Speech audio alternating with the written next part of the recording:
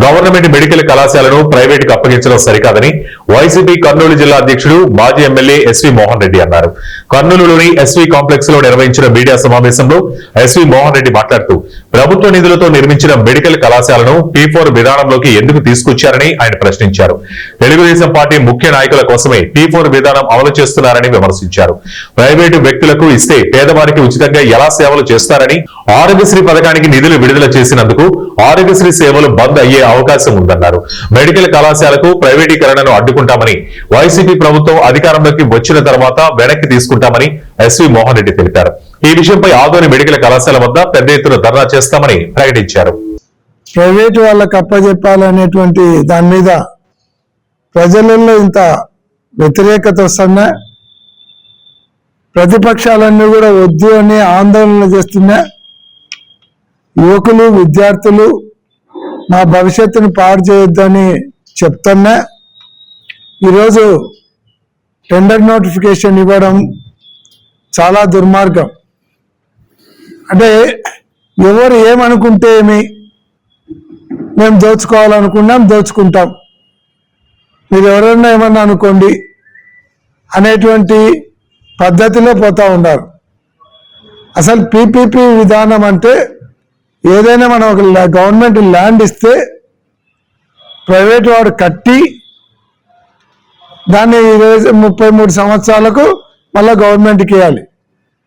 కానీ మొత్తం గవర్నమెంట్ ఖర్చు పెట్టి ల్యాండ్ గవర్నమెంట్ది, ఖర్చు అంతా గవర్నమెంట్ది, కంప్లీట్ అయిన తర్వాత PPP విధానంలో ఇచ్చేది ఏంది అంటే వాళ్ళకు వడ్డించిన విస్తరాకులు తినమనే.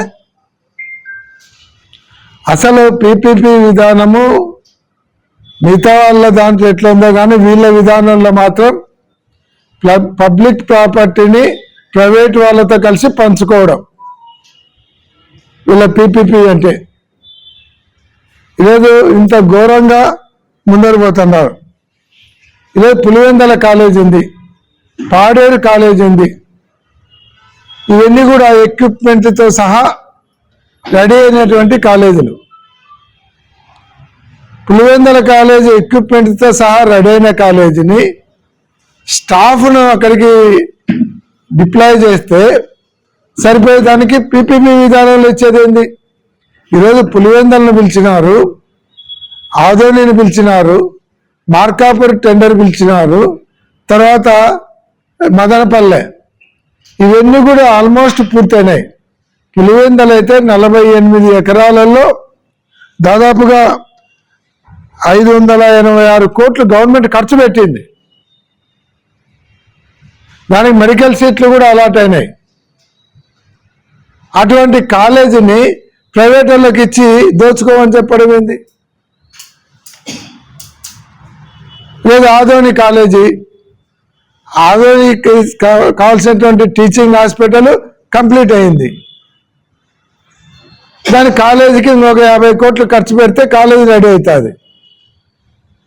దాన్ని ఆపేసి దుర్మార్గంగా దాన్ని మీరు పంచుకోవాలనుకుంటున్నారు. మార్కాపూర్ అయితే 90% కంప్లీట్ అయిపోయింది, దాన్ని కూడా ఇచ్చేస్తామంటున్నారు. అంటే మొత్తం 12 కాలేజీలను PPP విధానంలో బయటికి ఇచ్చి దాంట్లో మీరు భాగస్వాములై దోచుకోవడానికి ఈ కార్యక్రమం లోకేష్ బాబు గారు ప్లాన్ చేసినట్టుంది. ఆల్రెడీ నారాయణ గారికి మెడికల్ కాలేజీలు ఉన్నాయి, ఆయన 4-5 ఆయన తీసుకుంటాడు. వాళ్ళ హైదరాబాద్లో ఉండేటువంటి మెడికల్ కాలేజీలు కావచ్చు, హాస్పిటల్ కావచ్చు, అంతా వాళ్ళే ఉన్నారు. కామినేని కానీ లేదంటే మిగతా వాళ్ళందరూ చాలా మంది ఉన్నారు, వాళ్ళే దోచుకుంటారు. అంటే ఇదే విధానంలో ముందరు మనుకున్నారా మీరు? ఈరోజు ఆరోగ్యశ్రీ కూడా